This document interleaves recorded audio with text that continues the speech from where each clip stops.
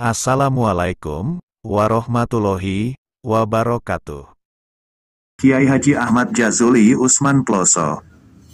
Kiai Haji Jazuli Usman merupakan putra Raden Mas Muhammad Usman, seorang penghulu kecamatan setempat. Beliau sejak kecil tumbuh dalam pengasuhan orang tua yang religius dan berpendidikan. Ploso adalah salah satu pesantren besar di Kediri, Jawa Timur. Nama sebenarnya adalah Al-Falah, namun lebih dikenal dengan sebutan Ploso karena terletak di Desa Ploso, Kecamatan Mojo, Kabupaten Kediri. Salah satu tokoh kiai harismatik yang berasal dari Ploso yaitu Kiai Haji Hamim Tohari Jazuli atau lebih dikenal dengan Gus Mik. Beliau adalah salah satu putra pendiri pesantren Ploso. Dulu, di Ploso hidup seorang penghulu atau naib bernama Mas Muhammad Usman. Beliau lebih sering dipanggil dengan sebutan Pak Naib. Semasa beliau sering sowan kepada para kiai karena mengikuti saran dari Kiai Haji Muhammad Maruf Kedunglo. Saran tersebut dilaksanakan dengan harapan beliau dapat memiliki anak atau keturunan yang alim. Pada tanggal 16 Mei tahun 1900, di Ploso, lahirlah putra ketujuh dari Pak Naib tersebut. Putranya itu diberi nama Mas'ud, yang kemudian dikenal sebagai Kiai Jazuli Usman. Semasa kecil Mas'ud tidak jauh berbeda dengan anak-anak pada umumnya yang mengisi hari-hari dengan bermain. Setelah cukup memasuki usia sekolah, Mas'ud belajar di sekolah desa yang juga disebut Sekolah Cap Jago. 3 tahun lamanya Mas'ud belajar di Sekolah Cap Jago, kemudian melanjutkan belajarnya ke Inland Severfolschool selama 2 tahun. Setelah lulus dari Inland Severfolschool, Mas'ud melanjutkan studinya ke Hollands Inlandse School, HIS. Seperti saudara-saudaranya yang lain, biasanya setelah lulus dari sekolah desa kemudian belajar agama seperlunya di pesantren. Namun berbeda dengan Mas'ud yang mempunyai prestasi baik sehingga mendapat kesempatan pendidikan yang lebih tinggi. Setelah tamat belajar di HIS, Mas'ud masuk ke Stovia, sekarang Fakultas Kedokteran Universitas Indonesia, Jakarta. Namun belum lama berada di Jakarta, Mas'ud diperintahkan untuk kembali pulang. Pasalnya, Pak Naib didatangi oleh Kiai Maruf Kedunglo dan memberikan saran agar Mas'ud pulang dan melanjutkan pendidikan ke pesantren saja. Pak Naib memang sangat menghormati ulama, sehingga beliau pun menuruti kembali nasihat Kiai Maruf. Pak Naib mengutarakan keinginannya kepada Mas'ud untuk belajar di pesantren. Mas'ud menyetujuinya. Pesantren yang pertama menjadi tempat belajar Mas'ud adalah pesantren Gondang Legi, Nganjuk. Di pesantren ini Mas'ud mendalami ilmu tajwid dan ilmu nahwu dengan kitab Al-Jurumiyah.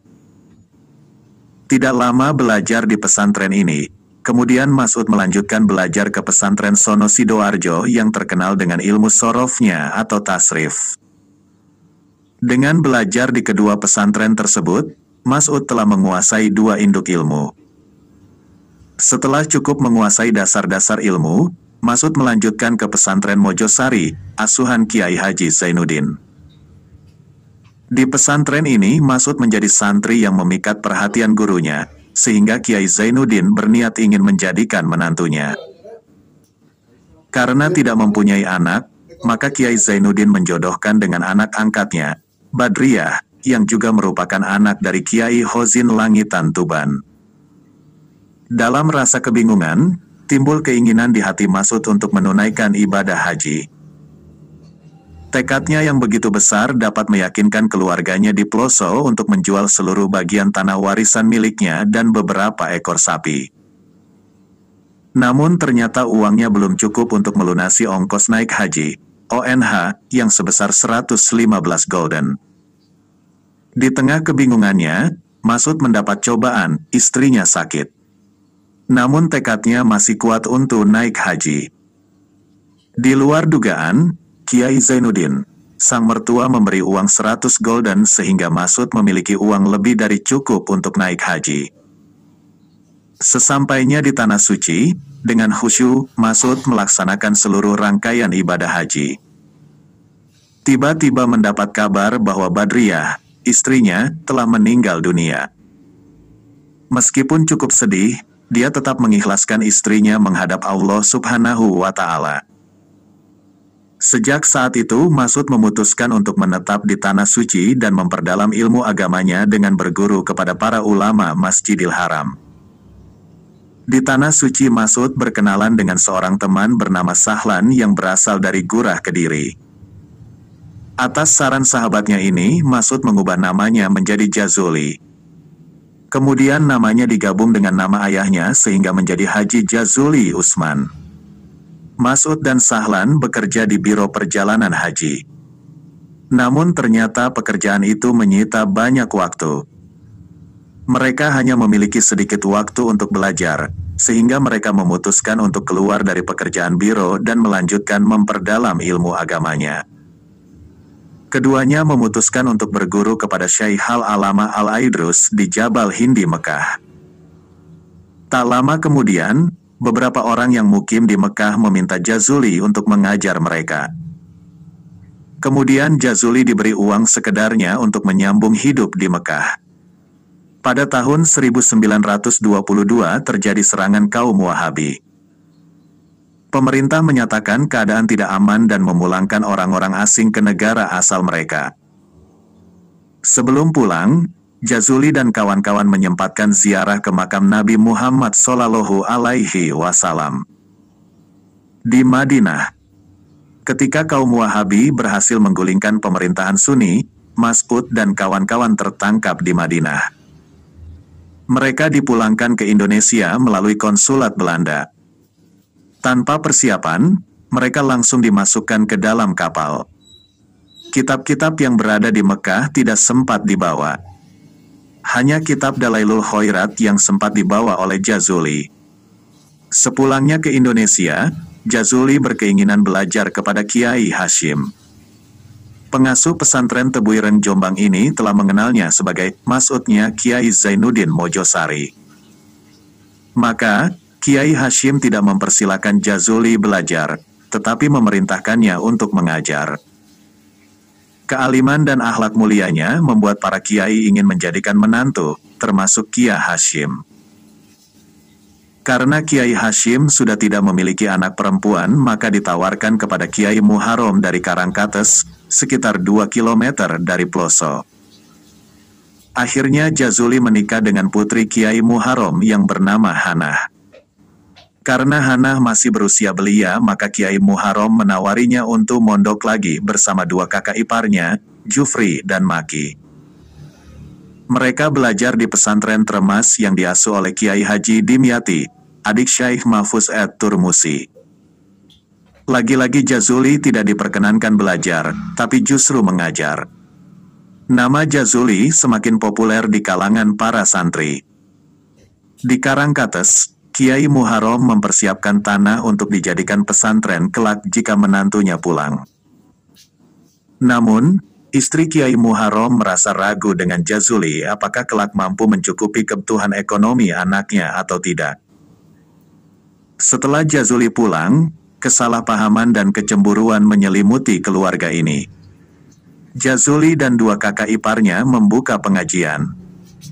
Dan ternyata santri yang mengaji kepada Jazuli lebih banyak ketimbang kedua kakak iparnya. Situasi ini merusak hubungan keluarga di antara mereka. Demi kebaikan bersama, Jazuli terpaksa menceraikan Hanah setelah mendapat restu dari keluarganya di Ploso. Setelah bercerai, Jazuli pulang ke Ploso. Jazuli diikuti oleh seorang kakak iparnya yang bernama Muhammad Komar. Jazuli tinggal di sebuah komplek masjid. Di sebuah masjid inilah Jazuli mulai merintis pesantren pada tahun 1924. Pria yang dulu dikenal sebagai Mas'ud, kini mulai dikenal sebagai Kiai Jazuli. Pada tahun 1925, Kiai Jazuli mendirikan madrasah yang diberi nama Al-Falah. Hisham, kawan sealma mater Tremas, yang telah digembleng Kiai Jazuli selama 6 bulan mulai diperintahkan untuk mengajar. Materinya adalah Sulam Al-Taufik, Risalah Al-Mubtadi'in, dan Bet Al-Amali. Pembangunan madrasah ini terus berkembang hingga tahun 1927. Pada tahun 1928 dibangunlah Pondok D, Darussalam, dan Pondok C, Cahaya, sebagai tempat tinggal para santri yang belajar di madrasah tersebut. Pada tanggal 15 Agustus tahun 1930, Kiai Jazuli menikah untuk yang ketiga kalinya. Pernikahan kali ini dengan Nyai Rodiah atau Roro Marsinah yang merupakan janda dari Syekh Ihsan Dahlan Al-Jamfasi.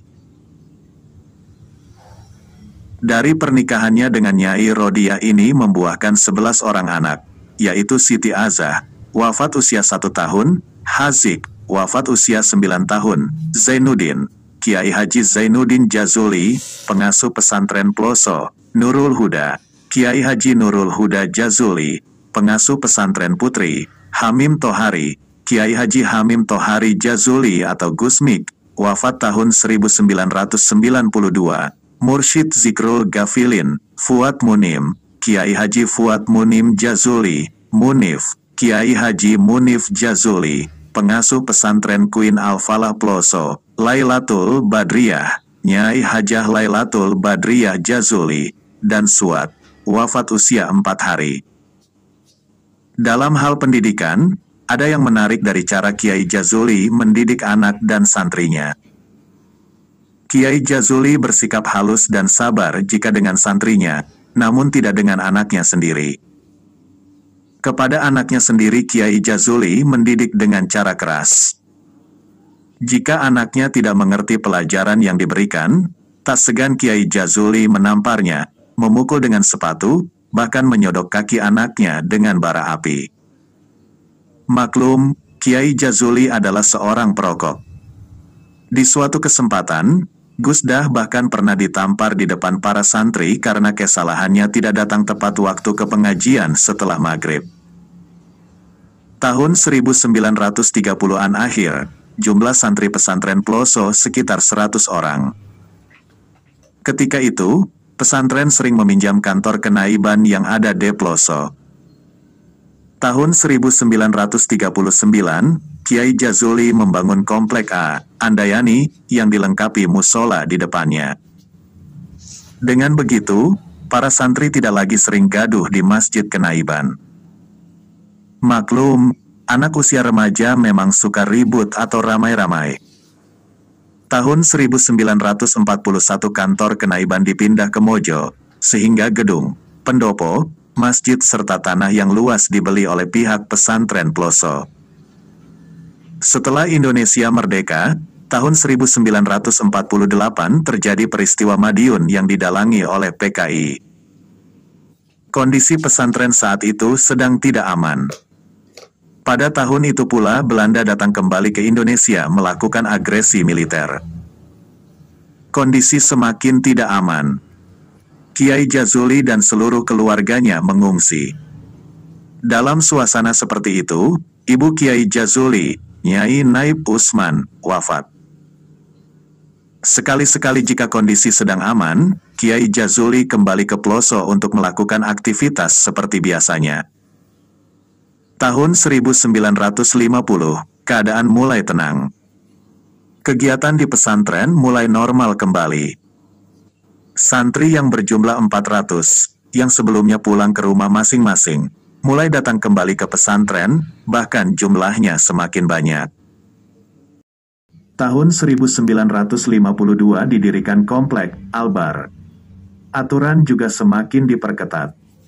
Kiai Jazuli mencontoh suasana pesantren Tebuireng ketika masih benar-benar salaf, ketika belum ada pembaharuan dan belum ada pelajaran umum. Tahun-tahun berikutnya jumlah santri Ploso semakin bertambah sehingga dibangun Komplek G, Al-Ghazali, Komplek H, Hasanuddin, Komplek A, Al-Asyar. Kemudian mendirikan Madrasah Lailiyah untuk anak-anak sekitar Ploso. Tahun 1968 Kiai Jazuli terkena sebuah penyakit. Meskipun sempat baik, selanjutnya terserang penyakit kembali. Bahkan penyakitnya komplikasi dengan rasa sakit yang parah. Dengan kondisi yang seperti itu, Kiai Jazuli masih berusaha mengajar para santrinya. Hampir setahun beliau melakukan sholat lihurmatil waqti, untuk menghargai waktu, terkadang sampai menjamaknya. 8 tahun Kiai Jazuli harus sabar menahan penderitaan penyakitnya. Akhirnya, tanggal 10 Januari tahun 1976 Masehi, 10 Muharram 1396 Hijriyah, beliau wafat.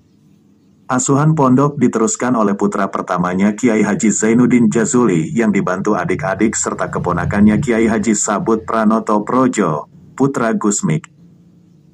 Sumber, Solahuddin, M. 2013. Wallahu alam bisawab. Mohon maaf dan koreksinya apabila terdapat banyak kesalahan. Terima kasih. Wassalamualaikum warahmatullahi wabarakatuh.